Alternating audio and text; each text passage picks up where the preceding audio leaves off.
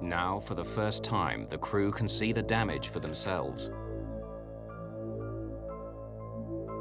They've survived the unsurvivable. No crew has ever successfully landed such a badly damaged airliner. They had to learn and practice a whole new flying technique. But the remarkable thing is, had they known it, the technology had already been invented to save any pilot in this desperate situation.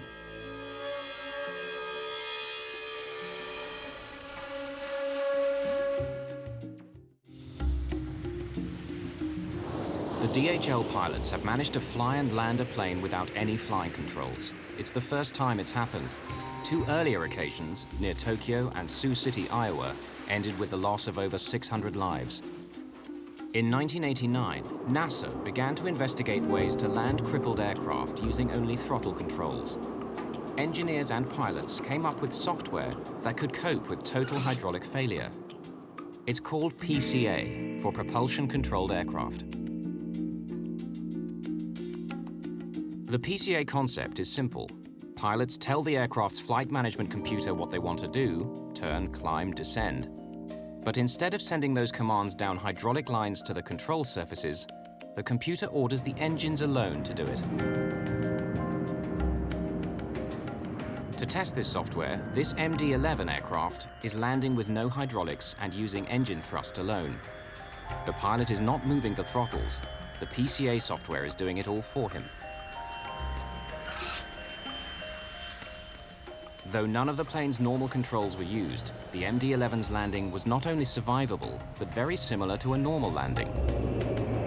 I believe that the DHL incident has revived interest in propulsion-controlled aircraft system as an augment to perhaps the systems that we have in today's aircraft that would certainly mitigate the damage that could have been done to this aircraft, and certainly could mitigate the damage done to an aircraft carrying 500 to 600 people.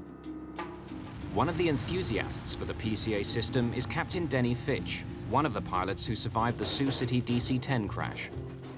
This is just absolutely an amazing piece of equipment, what they have done and what they have achieved, and the success ratio that we have, the survivability that we now have with modern aircraft completely controlled in hydraulics.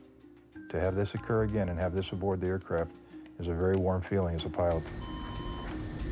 Blue is gone. We've lost all hydraulics. America's Federal Aviation Administration conducted research into PCA, but soon abandoned it. It says the risk of losing all hydraulics is too low to make systems like PCA worthwhile. The FAA's conclusion after their studies was that these events are so rare as to not require the mandate of an additional system. And of course, they did not consider the event of, or the possibility of a surface-to-air weapons attack on the aircraft. The DHL is the first plane in Iraq to be hit by a surface-to-air missile. But in recent years, the threat of terrorist-controlled shoulder-launched anti-aircraft missiles has been growing. There had been roughly 30-odd incidents of commercial aircraft being attacked by manned portable surface-to-air missiles, leading up to the DHL one. What makes the risk of missile attack in Iraq so serious is that for months nobody was guarding the abandoned depots of the Iraqi army, leaving terrorists free to help themselves to millions of dollars worth of arms. I believe there are weapon caches everywhere in Iraq. In my opinion, they also have many missiles. There's widespread fear these terror weapons could soon be targeting passenger airliners all over the world. The US government's Department of Homeland Security is spending over $100 million on research to adapt military counter-missile technology for civilian airliners. It is inevitable today that commercial aircraft will have to be fitted at some time with laser and infrared jamming systems. The infrared jammer will confuse the seeker for the missile, whereas the laser jammer will direct a pulse into the seeker and burn out the seeker of the missile. Singapore Airlines, Qantas Airlines, they're all looking to install something into their aircraft. If you look at things like the Queen's flight in the UK, the President's aircraft in the USA, and the King of Jordan's fleet, they're all fitted. Terrorism is with us today and will always be with us for the rest of our lives. It's impossible to defeat terrorism, but what is possible is to control terrorism at a commercially acceptable level.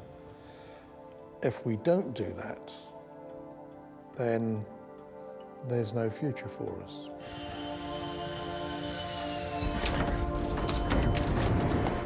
But miraculously, without any of this equipment, the DHL crew had brought their plane to a successful landing.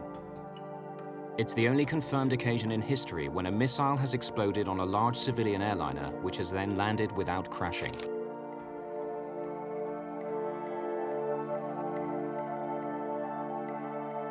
For Mario Rofael, it was a good note on which to retire. It was a good timing, actually, to say goodbye to aviation. As I said, I've been flying for 30 years. And clean record, even to the last minute. We were lucky, but also we worked. We fight to survive. I learned some things about life, maybe, but I don't think it makes me a better pilot. The 3 DHL crew have received some of the highest awards that the civilian aviation community has to offer in recognition of an unprecedented achievement. Teamwork was absolutely the key factor of bringing the airplane back to the ground with all 3 people alive. On December the 30th, 2003, 5 weeks after the missile struck the DHL airliner, US General Mark Kimmett gives his daily press briefing in Baghdad. Of note, on Saturday, Sarhid Sarhid, a former Directorate of Military Intelligence officer suspected of leading a large anti-coalition group in the region and suspected of the downing of the DHL jetliner, died at a coalition medical facility from wounds received in a targeted raid on his complex. The Americans believed they had killed the leader of the group that fired the missiles at the DHL. Claudine Vernier-Pallier is not so sure. So I thought he was dead. I tried to verify this later. He wasn't dead, and it wasn't him they got. And my photographer returned to Iraq and saw this person again. He was still alive. Et qui était donc toujours vivant.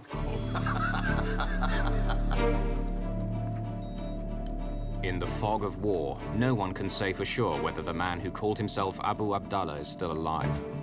But what is certain is that the threat of further missile attacks on planes, both military and civilian, is still there.